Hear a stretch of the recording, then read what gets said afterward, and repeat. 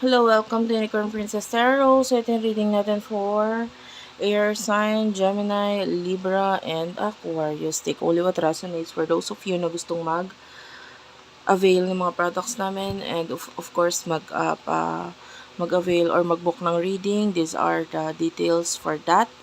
TikTok shop yan. Diyan mo ma-avail yung mga products namin. Ito yung mga bago sa products namin ngayon.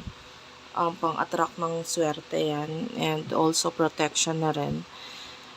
So, yeah, let's start. What do we have here for the sign of air sign, Gemini, Libra, and Aquarius? Take only what resonates for the sign of air sign.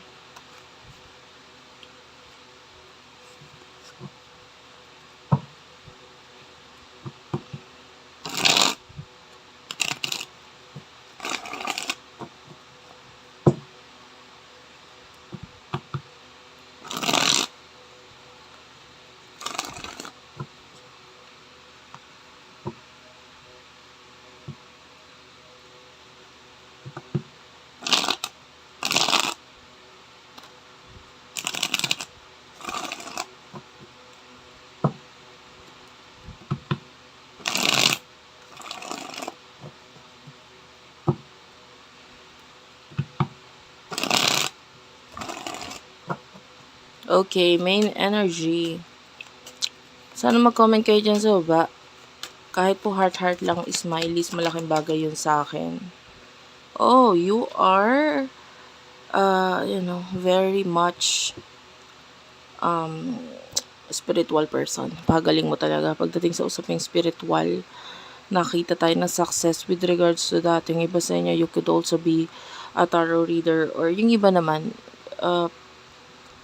pwedeng spiritually na nabibigyan ka ng success nito through the help of spiritual matter. Like for example, ito ay nagiging guide mo ako, no? Kung ano yung mga bagay na gagawin mo sa buhay mo, desisyon na gagawin mo sa buhay mo. So, kahit pa paano, nagiging malaki ang tulong ng spiritual sa'yo, no?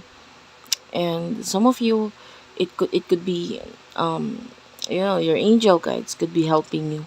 Tapos ito na rin yung nagiging guide mo sa kung paano ka magiging mas successful pa. So, you're using it or you can use it as a guide.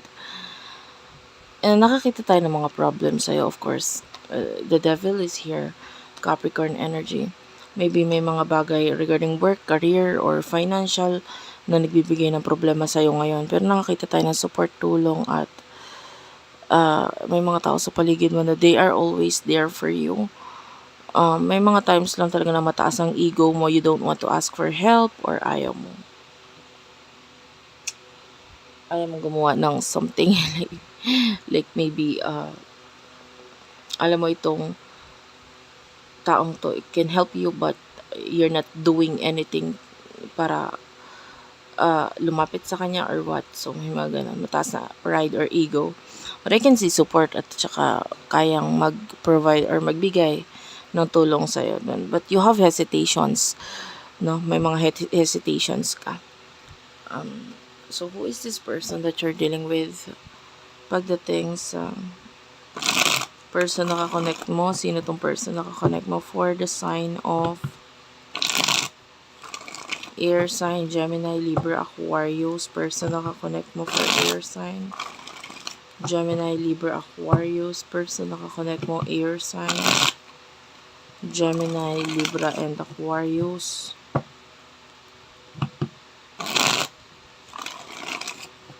Person na kakonect mo, air sign, Gemini, Libra, Aquarius.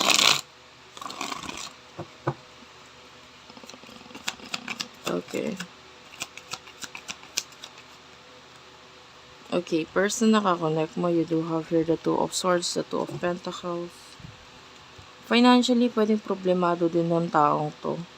Ayan, meron siyang mga pagdadalawang isip na ginagawa namin. This person is really, I feel like broken-hearted dahil sa problem niya. Marami siyang gustong mangyari or ma-achieve sa ngayon. I feel like, yeah, very, very problematic ang energy nitong person na to. Parang financially pwedeng hindi rin nagkakaroon ng swerte sa buhay niya.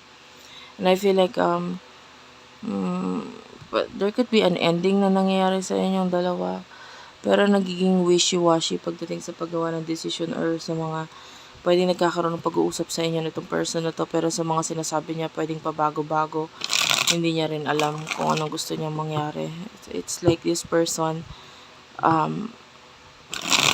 pabago-bago siya. And I feel like kasi kaya nangyayari yon kasi nasasaktan siya kaya nagkakaroon siya ng pagbabago-bago ng mga sinasabi. No? So, ano yung mga emosyon ninyo sa isa't isa for the sign of air sign, please? For the sign of air sign. You do have here the 3 of Cups and the 4 of Cups. I feel like you're not so sure about this reconciliation.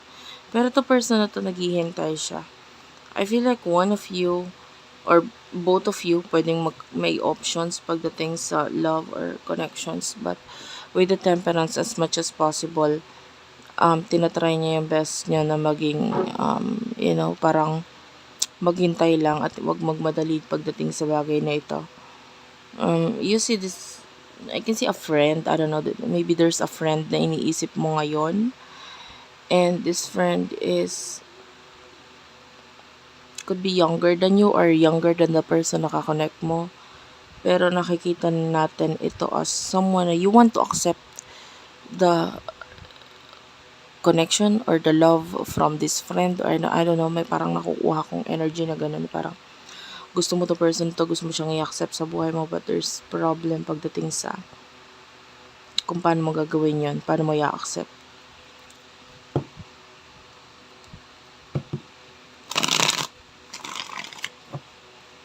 So, what will happen in the near future for the both of you? Maybe kasi iniisip mo rin kung ano yung mga mawawala or mga iiwan. Ayan. Or mga dapat i-sacrifice dito sa connection na ito. So, what will happen in the near future for the both of you? In the near future for the both of you, you do have your 2 of Cups and 2 of Wands. Well, I can see angel number 2222. Apat na tunay nagpakita sa atin. And I can see plano regarding a relationship, partnership in the near future para sa'yo. Maybe this is a new relationship, new connection. Queen of Swords. Yeah, I can see bagay na parang ika-cut off. But I can see new relationship, new beginning for you pagdating sa love, pagdating sa pakikipagrelasyon. 10 of Cups and the 3 of Wands. Someone na malayo. And I can see you building something like a family with this person. May bubuin kang something dito sa taong to, which is could be a person na pwedeng magkakaroon ka ng plano dito sa person na to, magkakaroon ng new beginning sa inyo ng person na to. And I feel like with the 2 of Cups, there's a possibility of a relationship sa inyo ng person na to pagkatapos ng maging malinaw kung ano man yung magiging plano dito. Kasi I can see plano sa kasama itong taong ito. No, partnership, relationship, and maybe even pagsasama sa inyo ng person na to. So, thank you for watching. I love you all and bye-bye.